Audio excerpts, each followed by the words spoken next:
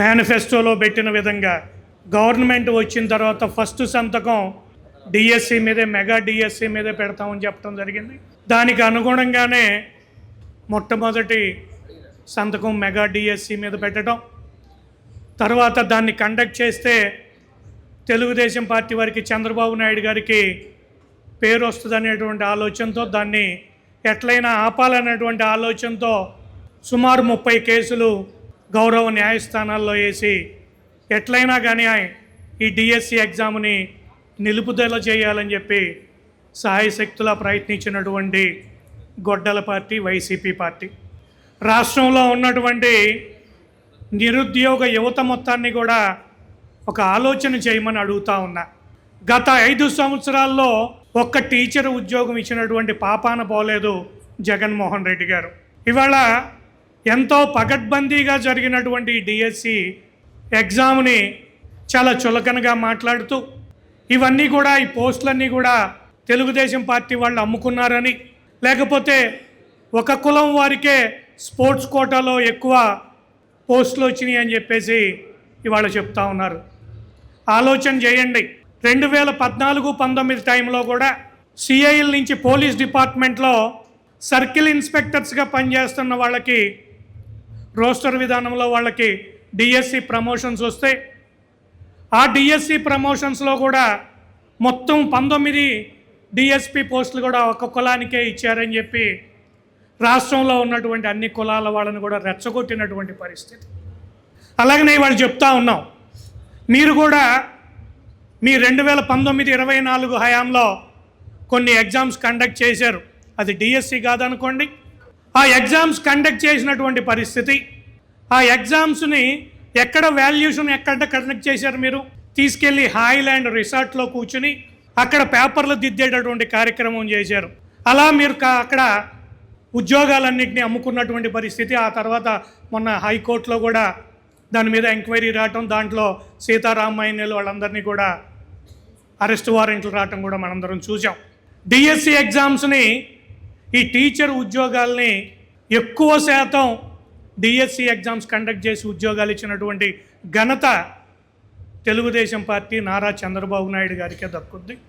MSc బీఈడీలు చేసి, ME బీఈడీలు చేసి, ఎంఈడీలు చేసి 5 సంవత్సరాలు 10 సంవత్సరాలు కష్టపడి ప్రైవేట్ స్కూల్స్లో 5,000కి 6,000కి ఉద్యోగాలు చేసుకుంటా ఎన్నో ఇబ్బందులకు గురైనటువంటి ఆ గ్రాడ్యుయేట్స్ అంతా కూడా తెలుగుదేశం పార్టీ మేనిఫెస్టోలో పెట్టినటువంటి విధంగా మెగా డిఎస్సిని కండక్ట్ చేస్తే ఎంతో ప్రిపరేషన్తో వాళ్ళంతా కూడా ఎగ్జామ్స్ రాసి దాంట్లో క్వాలిఫై అయితే వాళ్ళందరినీ కూడా ఆ ఎగ్జామ్ మొత్తాన్ని కూడా ఒక తప్పుడు విధానంలో చిత్రీకరిస్తున్నటువంటి వైసీపీ పార్టీని ఏమనాలో కూడా మీరంతా ఆలోచన చేయాలి. పని పాట లేని పేర్ని నాని ఒకడు, ఇంకొకటి అచ్చోసిన ఆంబోతులాగా రంకెలేసేటువంటి అంబటి రాంబాబు ఒకడు, బొత్స సత్యనారాయణ. ఇందాక రామకృష్ణ గారు మాట్లాడుతూ బొత్స సత్యనారాయణతో డిబేట్ చేయాలంటే సిగ్గనిపించిందంటా ఉన్నారు. నిజం. ఇప్పుడు ఆలపాటి రాజా గారు ఉన్నారు, రాజకీయాల్లోకి వచ్చారంటే తెలుగు యువత అధ్యక్షుడిగా, తర్వాత కింద నుంచి కూడా ఆయన లా చదువుకున్నారు, పీజీ చేశారు. ఆ రకంగా చదువుకుని రాజకీయాల్లోకి వచ్చినటువంటి వాళ్ళు. అలాగనే రామకృష్ణ గారు కానీ, మన అరవింద్ బాబు గారు కానీ, మేమంతా కూడా. కానీ బొత్స సత్యనారాయణ ఏ రకంగా రాజకీయాల్లోకి వచ్చాడో ఆ ఉత్తరాంధ్రలో అడిగితే తెలుసుద్ది అతని రాజకీయ జీవిత చరిత్ర అంతా కూడా. అలాగనే ముఖ్యంగా రాష్ట్రంలో ఉన్నటువంటి నిరుద్యోగం అంతా కూడా ఒక్కసారి మళ్ళా ఆలోచన చేయాలి. ఈ వైసీపీ పార్టీకి రేపు వచ్చేటటువంటి లోకల్ బాడీ ఎలక్షన్స్లో కూడా ఎటువంటి ప్రాతినిధ్యాన్ని కల్పించకుండా ఉండాలి మీరంతా కూడా.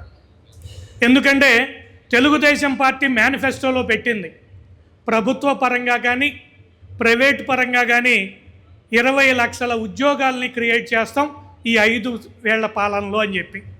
దాంట్లో భాగంగానే చంద్రబాబు నాయుడు గారు కానివ్వండి, పవన్ కళ్యాణ్ గారు కానివ్వండి, నారా లోకేష్ గారు కానివ్వండి, వివిధ దేశాలని తిరుగుతూ అక్కడ ఉన్నటువంటి ఇన్వెస్టర్ల మొత్తాన్ని కూడా మన అమరావతిలో వచ్చి పెట్టుబడులు పెట్టమని చెప్పేసి కాలికి బలపం కట్టుకొని వాళ్ళందరినీ కూడా ప్రాధాయపడి ఇక్కడ వాళ్ళందరి చేత ఇండస్ట్రీస్ పెట్టిస్తూ ఉన్నారు. దానికి ఉదాహరణే మనకి విశాఖపట్నంలో వచ్చినటువంటి గూగుల్ డేటా సెంటర్.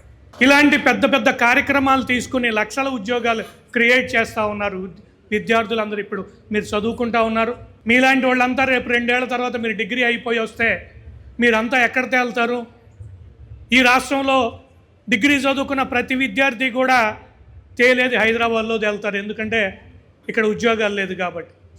కానీ ఇలాంటి సిచ్యువేషన్ ఆపి మన విద్యార్థులంతా కూడా, మన నిరుద్యోగ యువత అంతా కూడా మన రాష్ట్రంలోనే ఉద్యోగాలు చేసుకుంటా ఇక్కడే ఎంప్లాయ్మెంట్ క్రియేట్ చేయాలని చంద్రబాబు నాయుడు గారు, లోకేష్ గారు చేస్తున్నటువంటి ఈ మహాయజ్ఞాన్ని మీరంతా కూడా గుర్తెరిగి రాబోయే రోజుల్లో మీరు ఓటేయాలి.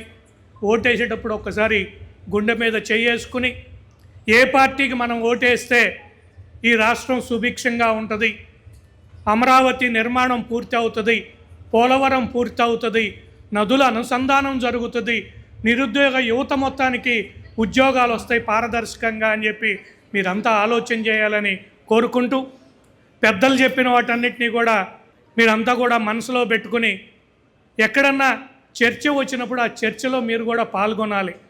ఎలా డిఎస్సిని పారదర్శకంగా నిర్వహించారు, ఏ రకంగా ఉద్యోగాల్ని ఎవరైతే క్వాలిఫైడ్ ఉన్నారో వాళ్ళందరికీ ఏ రకంగా ఉద్యోగాలు వచ్చినాయో కూడా మీరంతా కూడా డిబేట్ చేయాలి.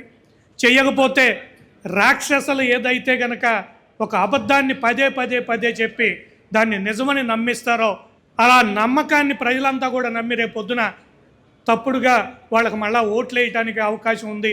వాళ్ళకి ఏదన్నా రేపు రాబోయే లోకల్ బాడీ ఎలక్షన్స్లో కూడా అక్కడక్కడ వాళ్ళకి కొన్ని సీట్లు రావడానికి అవకాశం ఉంది. కాబట్టి అలాంటి వాళ్ళ చెడు ఏదైతే ప్రోపగాండా ఉందో ఆ ప్రోపగాండాని తిప్పికొట్టాలి.